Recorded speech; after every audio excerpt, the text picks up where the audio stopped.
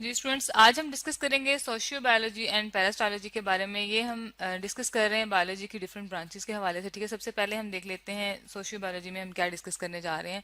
Socio का मतलब होता है बिहेवियर, इंटरेक्शन। ठीक है, इंटरेक्शन में ये आ जाता है। ठीक है, तो इसमें हम स्टडी ये करते हैं कि जो स्पीशीज का आपस में और अमंग मतलब बिटवीन स्पीशीज और अमंग रिलेशनशिप होता है उसको हम स्टडी करेंगे। ठीक है, कैसे स्पीशीज जो है वो एक जगह पर रहती हैं, कैसे वो आपस में वर्क को डिवाइड करती हैं। ठीक है, तो हम इसमें इंटरेक्शन स्टडी करेंगे किसका, स्पीशीज का। ठीक है, और स्पीशीज के अमंग, इनके बिटवीन भी और अमंग भी। ठीक है, स्पीशीज का स्पेलिंग ठीक कर लेते हैं, स्पीशीज। ठीक है, बिटवीन द स्पीशीज और अमंग द स्पीशीज। ठीक है, ये हम दोनों में डिस्कस करेंगे इसके अंदर। ठीक है, रिलेशनशिप डिस्कस करेंगे। तो इसकी स्टडी जो होती है उसको हम कहते हैं सोशियो बायोलॉजी। ठीक है, अब हमारे पास इसकी एक बहुत बेस्ट एग्जांपल है हनी बी के हवाले से। ठीक है, उसको हम डिस्कस कर लेते हैं। यहाँ हम लिख लेते हैं हनी बी में हम ये एग्जांपल डिस्कस कर सकते हैं इसके बिहेवियर को। एग्जांपल, ठीक है, यहाँ लिख लेते हैं। सबसे बेस्ट एग्जांपल क्या है हमारे पास, हनी बी। ठीक है, अभी हम एक डायग्राम ले आते हैं, उससे हमें ज़्यादा क्लियर हो जाएगा इसका कैसे आपस में इंटरेक्ट करती हैं। जी, ये हमारे पास डायग्राम है। इसमें हमारे पास तीन तरह की जो है वो हनी बीज प्रेजेंट होती हैं, उनको हमने डिवाइड किया हुआ है। पहली जो है वो वर्कर्स होती हैं। ठीक है, सेकंड में क्वीन होती है और थर्ड पे सोल्जर्स होते हैं। ठीक है, तो इन्होंने आपस में जो वर्क है वो डिवाइड किया हुआ है। इसे हम, इस फंक्शन को हम कहते हैं डिवीजन ऑफ लेबर। ठीक है, डिवीजन ऑफ लेबर का मतलब होता है कि आपस में उन्होंने वर्क जो है वो डिवाइड कर लिया है। ठीक है, डिवीजन ऑफ लेबर।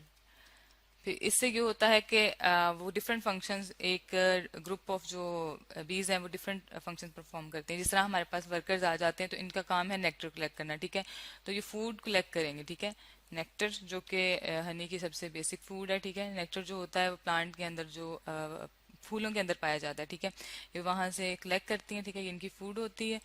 इसके बाद जो हमारे पास आ जाती है क्वीन, इसका फंक्शन होता है रिप्रोडक्शन करना। ठीक है, ये नेक्स्ट जनरेशन रिप्रोड्यूस करेगी। ठीक है, रिप्रोडक्शन करती है। और जो हमारे पास सोल्जर्स होते हैं इनका फंक्शन होता है प्रोटेक्शन करना। ठीक है, यहाँ हम लिख लेते हैं ये क्या करते हैं, प्रोटेक्शन करते हैं।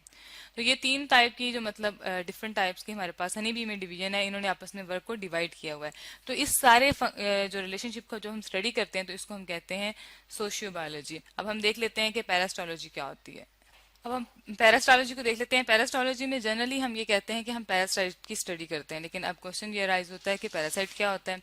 तो पैरासाइट जो होता है वो कोई ऐसा डिजीज कॉजिंग एजेंट होता है जो कि बीमारियां फैलाता है। हम यहाँ लिख सकते हैं डिजीज कॉजिंग एजेंट को हम क्या कहते हैं, डिजीज कॉजिंग एजेंट। कोई भी ऐसा ऑर्गेनिज्म जो डिजीज कॉज करता है, डिजीज कॉजिंग ऑर्गेनिज्म लिख लेते हैं। ठीक है, ऑर्गेनिज्म, तो इसको हम कहते हैं पैरासाइट। तो जब हम पैरासाइट की स्टडी करेंगे तो उसको हम क्या कहेंगे, पैरास्टोलॉजी कहेंगे। ठीक है, इसमें हमारे पास एक ऑर्गेनिज्म आ जाता है प्लाज्मोडियम, जिसके एग्जांपल हम देख लेते हैं। प्लाज्मोडियम जो होता है वो मोस्टली करता है कॉज, मलेरिया कॉज करता है। ठीक है, मलेरिया की जो असल काज है वो हमारे पास मॉस्किटो नहीं होता, बल्कि उसके अंदर पाया जाने वाला एक पैरासाइट, एक स्मॉल सा ऑर्गेनिज्म है, वो कॉज करता है मलेरिया। ठीक है, इसके अलावा हमारे पास जो और आ जाते हैं पैरासाइट्स, उसमें आ जाते हैं हमारे पास ये सारी एग्जांपल्स जो हम पैरासाइट की लिख रहे हैं।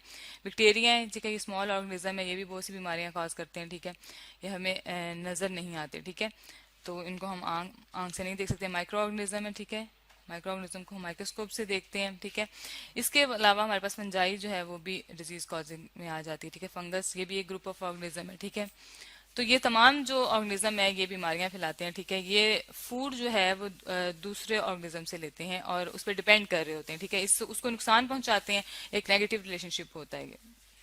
तो ये जो भी हम डायग्राम देख रहे हैं इसके अंदर हम देख सकते हैं डिफरेंट टाइप्स के हमें ऑर्गेनिज्म नजर आ रहे हैं। ठीक है, तो तमाम माइक्रो ऑर्गेनिज्म है और तमाम पैरासाइट्स हैं। ठीक है, पैरासाइट्स को आप देख सकते हैं। ठीक है, इसमें फंगस भी है, इसमें बैक्टीरियाज भी हैं और इसमें डिफरेंट टाइप्स फंजाई भी है और प्लाज्मोडियम भी है। ठीक है, तो पैरास्टोलॉजी भी एक इंटरेक्शन है ऑर्गेनिज्म का आपस में, लेकिन ये एक नेगेटिव रिलेशनशिप है। ठीक है, इसको हम यहाँ लिख भी लेते हैं कि एक कैसा रिलेशनशिप है जिससे नेगेटिव इम्पैक्ट पड़ता है होस्ट पे। ठीक है, जहाँ जिस बॉडी में वो स्टे करता है उसको ये नुकसान पहुंचाता है। ठीक है, तो ये नेगेटिव रिलेशनशिप है। ठीक है, रिलेशनशिप है।